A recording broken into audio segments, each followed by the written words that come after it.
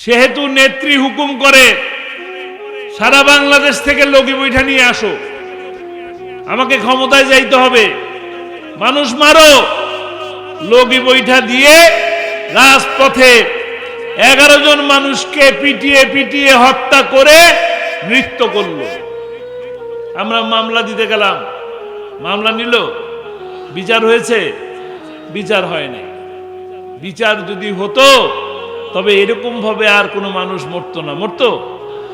কিন্তু এরপরে দেখা গেল কি, নরসিংদীতে লোকমানকে চেয়ারম্যান, একজন চলমান চেয়ারম্যান, সে চেয়ারম্যানকে আগুন দিয়ে পুড়িয়ে হত্যা করে দেওয়া হয়।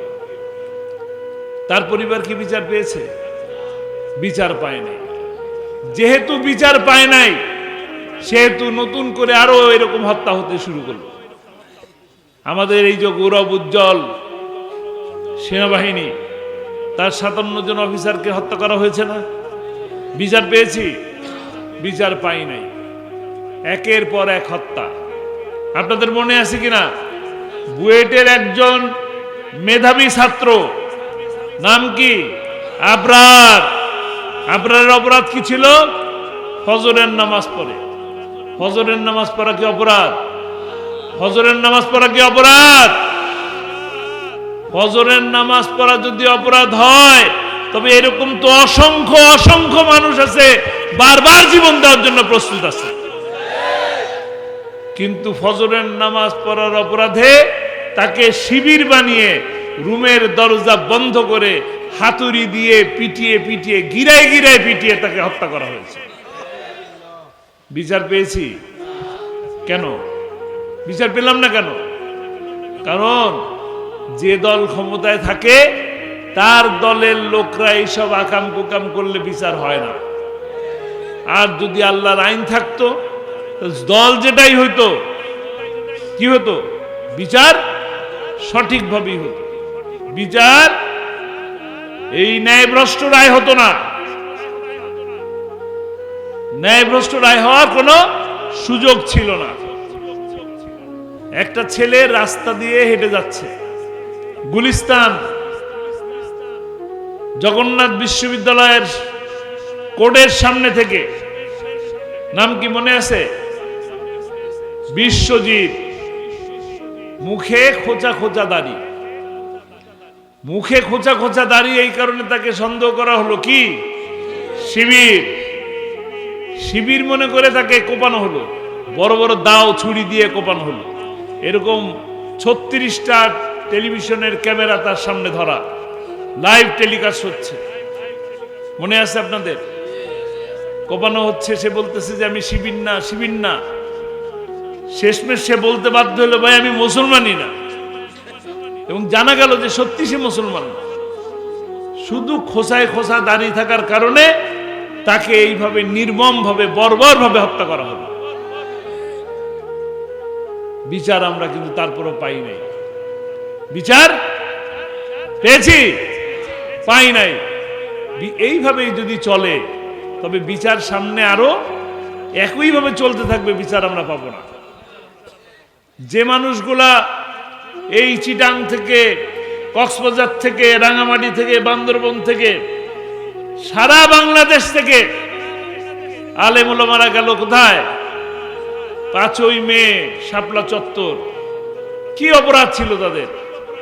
তারা কি সরকার হটাও আন্দোলন করেছিল? করে নাই। তাদের 9 দফা দাবি ছিল, তার মধ্যে 1 নম্বর ছিল নাস্তিকদেরকে স্থান দেওয়া যাবে না, নাস্তিক্যবাদকে বাদ দিতে হবে।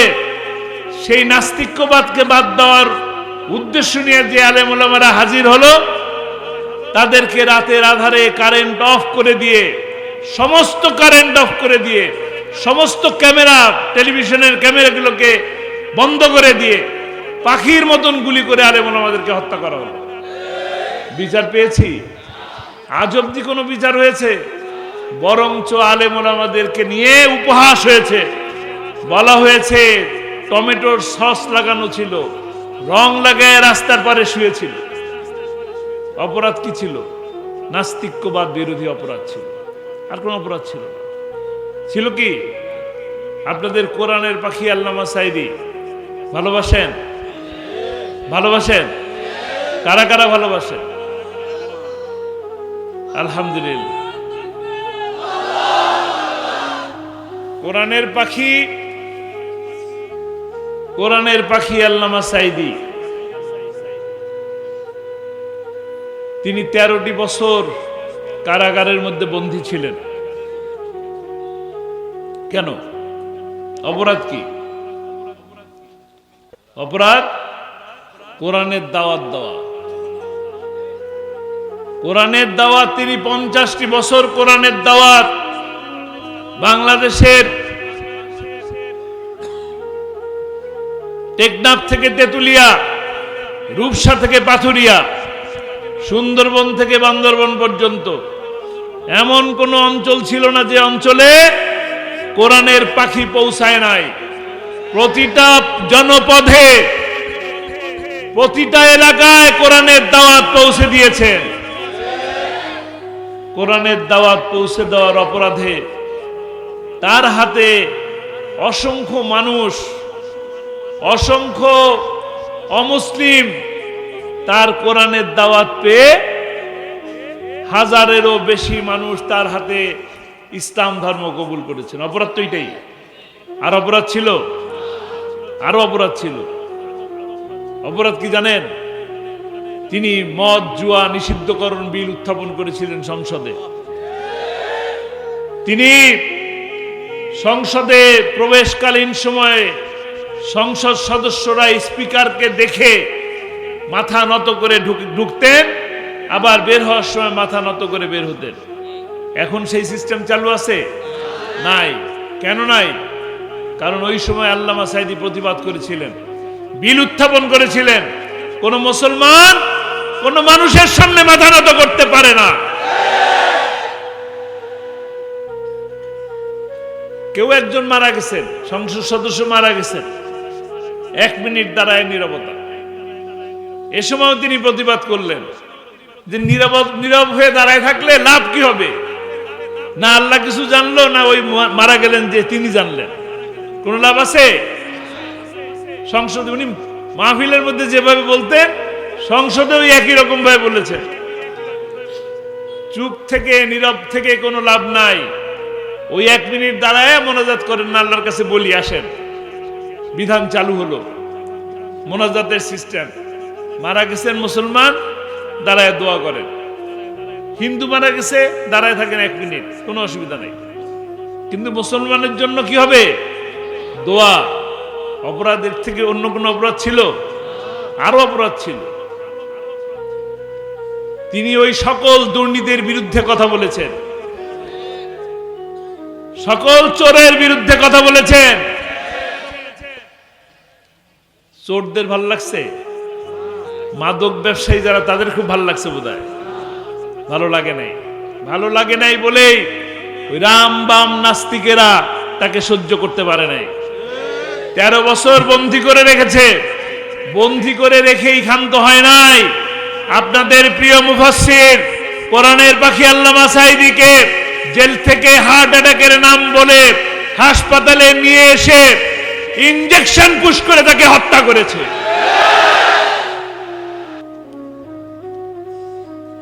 অপরাধ। তার বাড়ি দেখছেন আপনারা? ফেসবুকে তো দেখা যায় আল্লামা সাঈদীর বাড়ি, তার জন্মস্থান দেখছেন? কি বাড়ি? 10 বছর এমপি ছিলেন। 10 বছর। 10 বছরে তার টিনের বাড়ি আর বিল্ডিং হয় নাই, রাজপ্রাসাদ হয় নাই। 71 সালে লুট করলেন, সেই টাকা গেল কই? আর 10 বছর এমপি থেকেই বা টাকা কোথায় রাখলেন? বলেন, কোথায় রাখলো? মিথ্যা ছিল, সমস্ত কিছু মিথ্যা ছিল। সমস্ত কিছু ভারতের প্রেসক্রিপশনে হয়েছে। যেহেতু হিন্দুরা তার হাতে বেশি মুসলমান হয়েছে, এই কারণে ভারত তাকে সহ্য করতে পারে নাই। যেহেতু তার কথায় দিশাহারা মানুষরা সঠিক পথ পেয়েছিল, বেনামাজিরা নামাজ ধরেছে, যারা দেশকে তেমন একটা পছন্দ করত না তারা দেশপ্রেমিক হয়েছে। এটাই তো অপরাধ ছিল, নাকি আরো অপরাধ ছিল? তিনি যদি চাইতেন, ইচ্ছে করলেই তিনি আরামের জিন্দেগি নিতে পারতেন। এই জেলে যাওয়ার পরেও কিন্তু অনেকবার ওই গণভবন থেকে নানানভাবে প্রলোভন দেওয়া হয়েছে যে আসেন, দল ছেড়ে দেন, তাহলে আপনার কোনো অসুবিধা থাকবে না, টাকারও অসুবিধা নাই, থাকারও অসুবিধা নাই, মামলারও অসুবিধা নাই, কিচ্ছু থাকবে না। কিন্তু তিনি আল্লাহকে খুশি রাজি করার জন্য তার জীবনকে এইভাবে বিলিয়ে দিয়েছেন।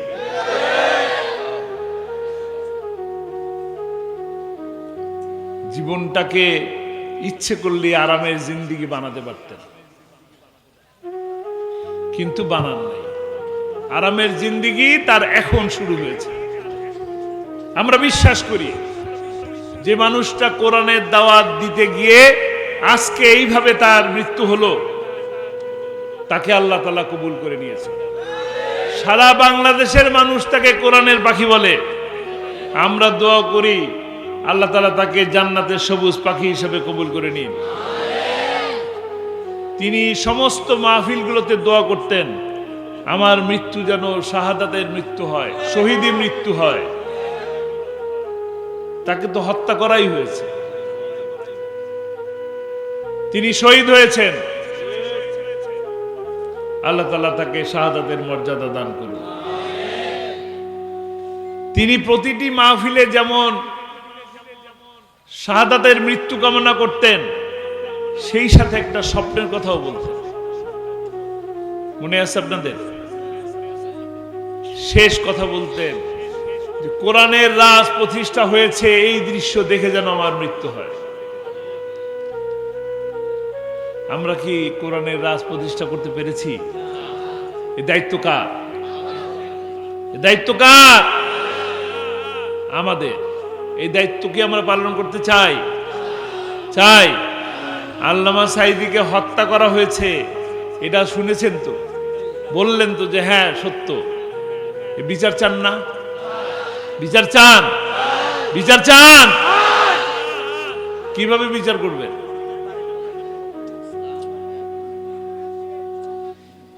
কিভাবে বিচার করা হয়েছে, কিভাবে বিচার করবেন? কোরআনের রাজ প্রতিষ্ঠার মাধ্যমেই তার হত্যার বিচার করবে ইনশাআল্লাহ। রাজি আছি? রাজি আছি? সবাই রাজি? আল্লাহ তাআলা কবুল করুন। আমরা হত্যার রাজনীতি করি না, আমরা অন্যায় বিচারও করি না। আমরা ন্যায় বিচার প্রতিষ্ঠা করতে চাই। যারা খুন করেছে তাদের ক্ষমা করতেও চাই না। যে সমস্ত মানুষরা লগি বৈঠা দিয়ে মানুষগুলোকে হত্যা করলো, সেই হত্যার বিচার চাই। 5ই মেতে যারা হত্যা করলো, সেই খুনিদের বিচার চাই। আমাদের ছাত্রদেরকে যারা রাস্তার উপরে গুলি করে করে হত্যা করলো, সেই হত্যার বিচার চাই। বিশ্বজিৎ হত্যার বিচার চাই। আবু সাঈদ হত্যার বিচার চাই। বলে যে চট করে চলে আসবে, চট করে চলে আসবে। কি করবেন চট করে চলে আসলে? চট করে চলে আসলে কট করে ধরবেন এবং ঝট করে ট্রাইব্যুনালে দিয়ে দেবেন। যে ট্রাইব্যুনালে আল্লামা সাঈদীকে দিনের পর দিন প্রিজন ভ্যানে করে নিয়ে আসা হয়েছে, মিথ্যা সাক্ষী দেওয়া হয়েছে, সাক্ষী অপহরণ করা হয়েছে, মনে আছে? সুখরঞ্জন বালির কথা মনে আছে? একজন হিন্দু হলেও তার ভিতরে ঈমান ছিল, সত্যের ঈমান ছিল। শ্রদ্ধা করি, মিথ্যা কথা বলতে পারে নাই, এখনো সে বলে না। অথচ তাকে কোর্টের প্রাঙ্গণ থেকে আমাদের চোখের সামনে থেকে তাকে তুলে নিয়ে যায় ভারত পাঠায় দেওয়া হয়েছে। বিচার আমরাও করবো ইনশাল্লাহ ট্রাইব্যুনালে। সাক্ষী অপহরণ হবে না, বিদেশ থেকে প্রেসক্রিপশনও আসবে না, স্কাইপ আলোচনাও হবে না। আপনার যে ভিডিও আছে, কথা আছে, তাই দিয়ে বিচার হবে ইনশাআল্লাহ। কথা আছে না, ওই যে লগি বৈঠা নিয়ে আসো, ওইটা দিয়ে যথেষ্ট হবে কিনা? হবে? আর কিছু লাগবে? আর কিছু লাগবে না ইনশাআল্লাহ, একটা দিয়ে যথেষ্ট। ওই একটা দিয়ে ট্রাইব্যুনালে বিচার হবে, এবং ওই একটা দিয়েই ফাঁসির রায় হবে, এবং ওই ফাঁসির রায় কার্যকর হবে প্রকাশ্যে দিবালোকে রাজপথে ইনশাআল্লাহ। ইনশাআল্লাহ। আমাদের কি অপরাধ ছিল? হাসপাতালে নিয়ে আসলেন হার্ট অ্যাটাকের কথা বলে। হার্ট অ্যাটাকের রোগী কি হুইল চেয়ারে বসে না স্ট্রেচারে শুয়ে থাকে?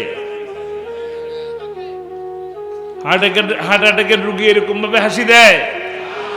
এরকম হাসি দিতে পারে? এরকম ভাবে সালাম দিতে পারে? কি সুন্দরভাবে সালাম দিলেন, আপনাদের সকলের জন্য সালাম দিয়ে গেছেন, বিশ্ববাসীকে সুন্দর একটা হাসি উপহার দিয়ে গেছেন। শুধু হাসি না, ওই হাসির ভিতরে প্রতিবাদ ছিল। ওই হাসির ভিতরে প্রতিবাদ ছিল। 13 বছর নয়, কোরআনের জন্য 26 বছরও যদি জেলে রাখো, সাইদির মাথা নত করা যাবে না।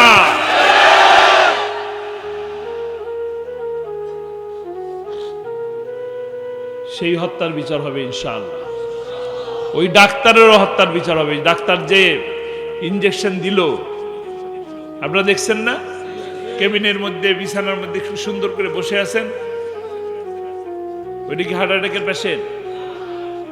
বারবার নানান রকম কথা মিডিয়ার সামনে এসে বলেন, আবার জিডিও করেন, আবার পালায়ও যায়। পালাবেন কেন? আমরা তো পালাই না। পালাই?